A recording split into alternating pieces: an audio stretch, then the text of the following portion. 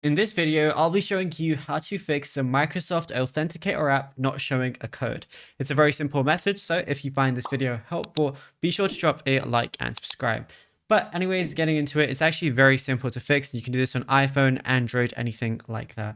So what I want to do is I want to type in Authenticator, then open up the Microsoft Authenticator. Obviously, you're going to need your face verification. And if nothing's coming up, what I can do is press these three little dots and then I'm going to press check for notifications. If it says no notifications found, what I can do is go to settings on the bottom, search date and time.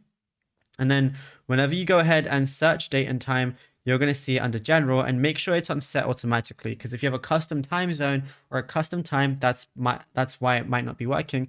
And the final thing that you want to go ahead and do while you're still in settings is go to general, then go to iPhone storage, and then type in Authenticator over here.